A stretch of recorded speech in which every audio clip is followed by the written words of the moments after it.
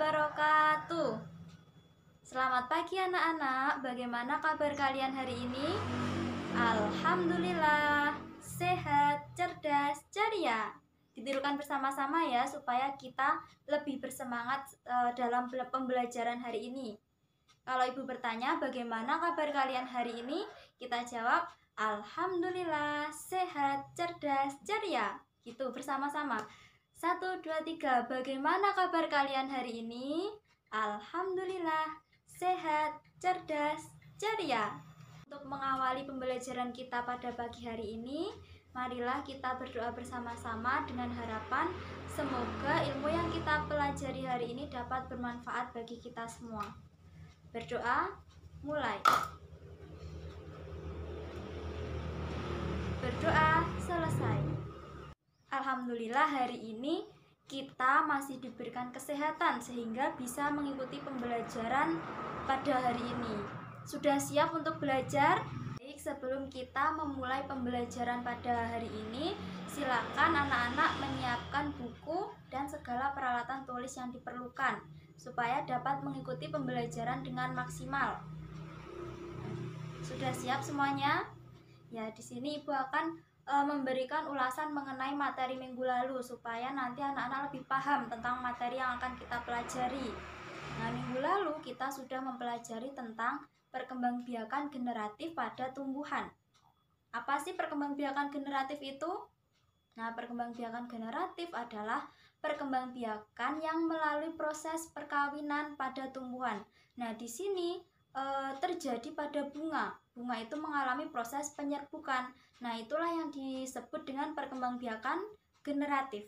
Nah, hari ini kita akan melanjutkan materi tersebut. Hari ini kita akan mempelajari tentang perkembangbiakan vegetatif pada tumbuhan.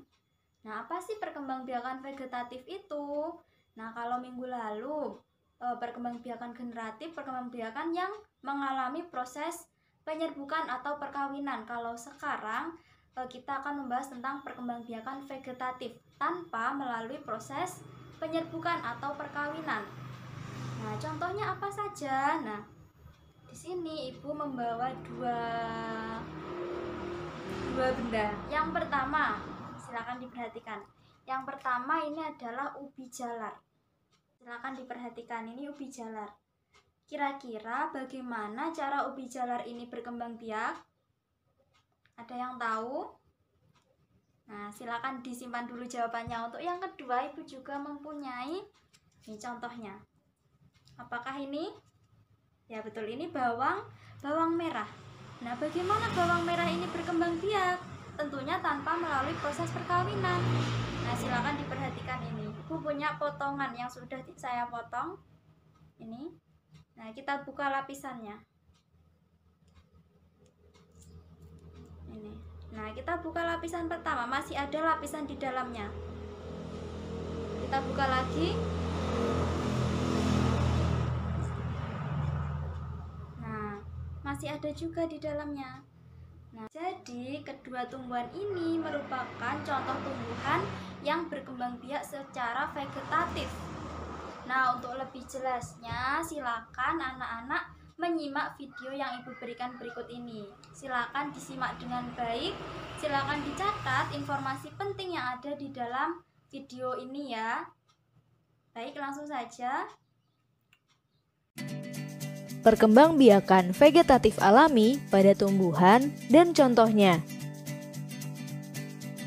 Makhluk hidup di bumi punya ciri-ciri, yaitu bergerak, bernapas, bertumbuh, berkembang biak, makan dan minum, serta peka terhadap stimulan. Hal ini juga tentunya berlaku untuk tumbuhan sebagai salah satu makhluk hidup di bumi. Tumbuhan juga berkembang biak loh. Tumbuhan berkembang biak dengan dua cara, yaitu vegetatif dan generatif. Vegetatif adalah cara tumbuhan berkembang biak tanpa melalui proses perkawinan. Sedangkan generatif melalui proses perkawinan. Perkembangbiakan vegetatif juga dibagi menjadi dua jenis, yaitu vegetatif alami dan vegetatif buatan. Vegetatif alami adalah proses perkembangbiakan tumbuhan secara vegetatif tanpa bantuan manusia. Sedangkan vegetatif buatan dibantu oleh manusia. Yuk kita cari tahu macam-macam perkembangbiakan vegetatif alami pada tumbuhan. 1. Vegetatif alami dengan cara akar tinggal. Perkembangbiakan ini menggunakan batang yang tumbuh menjalar dalam tanah atau biasa disebut akar tinggal, akar rimpang, atau akar tongkat. Contoh tumbuhan yang berkembang biak dengan cara ini adalah jahe, lengkuas, kunyit, dan temulawak. 2. Vegetatif alami dengan cara spora. Spora adalah inti sel yang berubah fungsi menjadi alat perkembangbiakan. Spora berada di kotak spora atau sporangium yang terkumpul dalam sorus atau kumpulan kotak spora.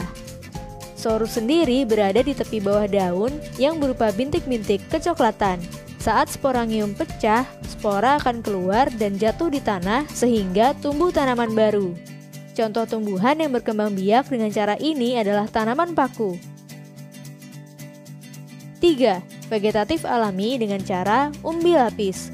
Umbi lapis adalah daun yang berlapis-lapis dan tebal sehingga membentuk seperti batangnya. Di bagian dasar tumbuh akar serabut. Di antara lapisan-lapisan umbi lapis ada bakal tunas. Kalau umbi lapis ditanam, bakal tunas akan tumbuh menjadi tunas yang kemudian tumbuh jadi tanaman baru. 4. Vegetatif alami dengan cara umbi batang. Umbi batang adalah batang yang tumbuh di dalam tanah dan digunakan untuk menyimpan cadangan makanan dan membentuk umbi. Setelah itu, tunas bisa tumbuh dan membentuk tumbuhan baru. Contoh tumbuhan yang berkembang biak dengan cara ini adalah kentang dan ubi jalar. 5.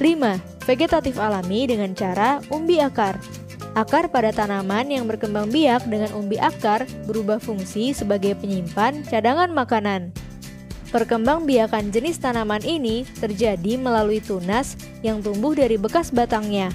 Maka itu, untuk mendapatkan tumbuhan baru, kita hanya perlu menanam bagian batangnya. Contoh tumbuhan yang berkembang biak dengan cara ini adalah wortel, bengkuang, singkong, dan bunga dahlia. 6. Vegetatif alami dengan cara geragi. Geragi adalah batang yang tumbuh dan menjalar di permukaan tanah. Tumbuhan baru akan tumbuh tanpa tergantung pada induknya. Contoh tumbuhan yang berkembang biak dengan cara ini adalah stroberi, pegagan, dan rumput teki. 7. Vegetatif alami dengan cara tunas. Tunas adalah bagian tumbuhan yang baru muncul dari kecambah atau kuncup. Tunas biasanya berada di permukaan tanah dan terdiri dari batang, daun muda, calon bunga, atau calon buah. Contoh tanaman yang berkembang biak dengan cara ini adalah pisang, bambu, dan tebu. 8. Vegetatif alami dengan cara tunas adventif. Tunas adventif adalah tunas liar yang tumbuh di luar bagian batang, tepatnya di tepi daun. Tapi tunas adventif juga bisa muncul pada bagian akar. Contoh tanaman yang berkembang biak dengan cara ini adalah tumbuhan cocor bebek, sukun, dan kesemek. 9. Vegetatif alami dengan cara membelah diri.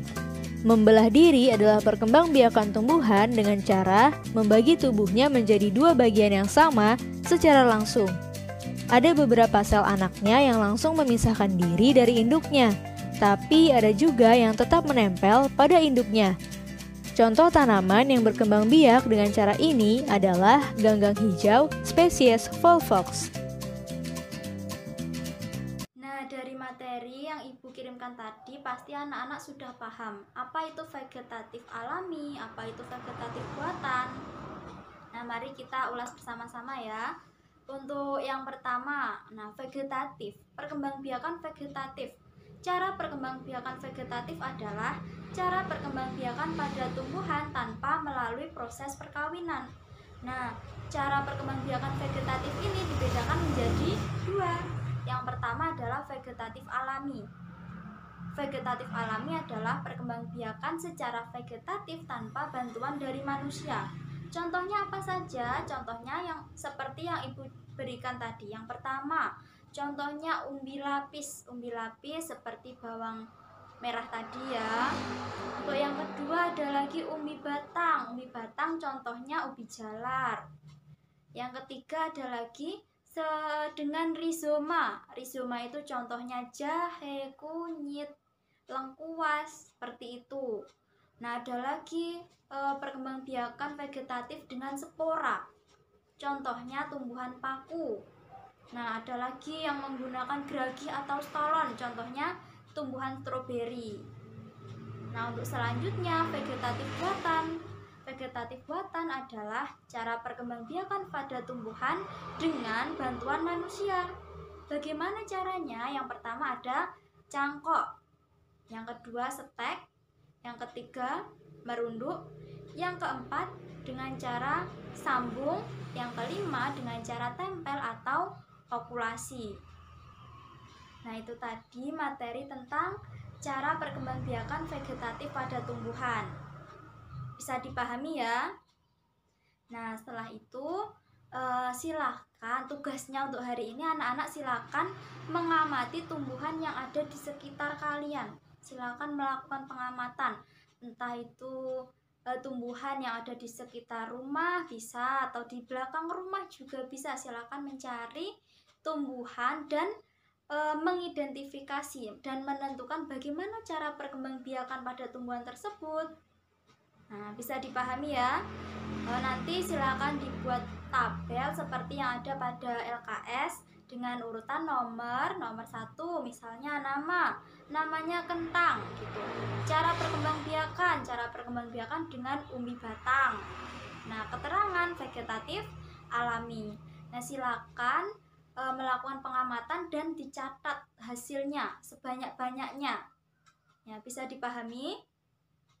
Ya, alhamdulillah. Baik, kita lanjutkan untuk materi PJOK. Nah, silakan dibuka bukunya LKS halaman 15. Nah, di situ ada tata cara berlari yang benar. Nah, silakan diamati cara-caranya ya. Silakan dipelajari, dipahami mulai poin pertama sampai yang terakhir. Nah, nanti untuk tugas PJOK, anak-anak silakan mengirimkan video berlari.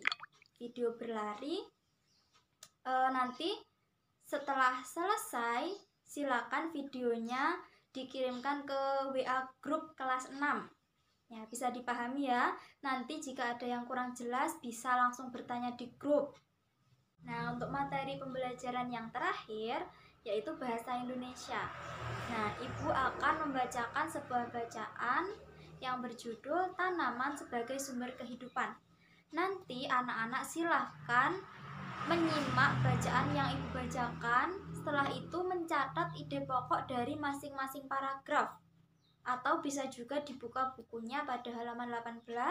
Nah, silahkan setelah mendengarkan bacaan yang Ibu baca, silahkan anak-anak menentukan ide pokok dari masing-masing paragraf tersebut ya. Nah, setelah itu apa tugasnya, Bu? Nah, setelah itu anak-anak mengembangkan ide pokok dari sebuah bacaan dengan bahasanya sendiri. Nanti Ibu akan membacakan per paragraf. Nah, silahkan dicari, ditentukan ide pokok dari paragraf tersebut. Setelah itu, tugas kalian adalah mengembangkan ide pokok tersebut sesuai bahasa kalian masing-masing. Jadi dikembangkan menjadi sebuah cerita, tapi menggunakan bahasa anak-anak sendiri. Bagaimana, bisa dipahami ya? Bisa, alhamdulillah. Tumbuhan sumber kehidupan. Indonesia adalah negara kepulauan yang terletak di garis khatulistiwa. Indonesia memiliki dataran tinggi, dataran rendah, dan perairan. Dataran rendah adalah daratan yang memiliki ketinggian 0 sampai 200 meter di atas permukaan laut. Hampir semua ibu kota provinsi di Indonesia terletak di dataran rendah.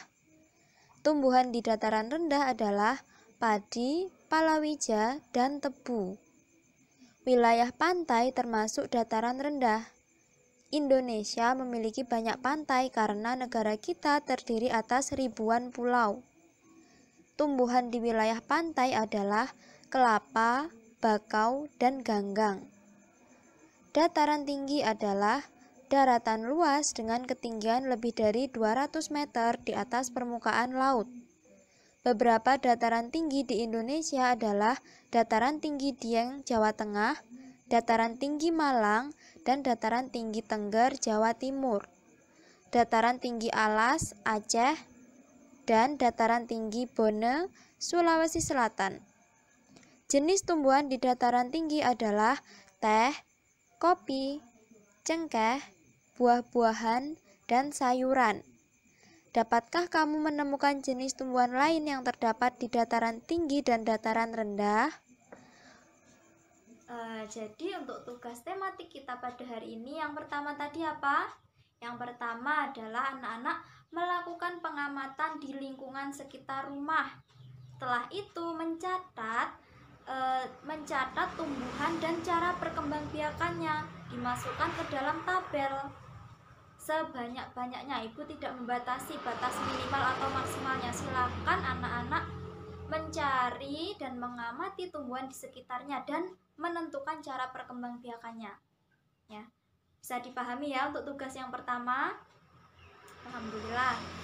Lanjut untuk tugas yang kedua tadi, anak-anak mengirimkan praktek video. Nah, jadi praktek itu berupa video. Prakteknya apa, Bu? Praktek berlari yang benar. Untuk cara-caranya silakan dibaca di LKS halaman 16. Di situ sudah ada keterangan bagaimana sikap badan yang benar, sikap kepala yang benar, pandangan mata yang benar. Silakan anak-anak membaca dan memahami cara-caranya. Bisa dipahami ya? Ya, untuk tugas PJOK itu tadi kita praktek berlari supaya tubuh kita sehat dan kuat. Kalau tubuh kita sehat, terhindar dari segala macam penyakit. Ya. Untuk tugas yang ketiga tadi, tugas yang ketiga adalah anak-anak menentukan ide pokok dari masing-masing paragraf yang ibu bacakan. Nah, bacaannya apa? Bacaannya tadi yang berjudul tumbuhan sebagai sumber energi. Ya, bisa dipahami ya. Nah, jadi itu tadi tugas pembelajaran tematik pada hari ini. Tetap semangat belajar. Semoga kita semua tetap diberikan kesehatan, keselamatan, dan tetap dalam lindungan Allah. Nah, untuk menutup pertemuan kita pada pagi hari ini, marilah kita berdoa bersama-sama. Semoga ilmu yang kita pelajari hari ini dapat bermanfaat bagi kita semua. Ya, berdoa mulai. Dan dari saya, apabila ada kurangnya mohon maaf. Wassalamualaikum warahmatullahi wabarakatuh.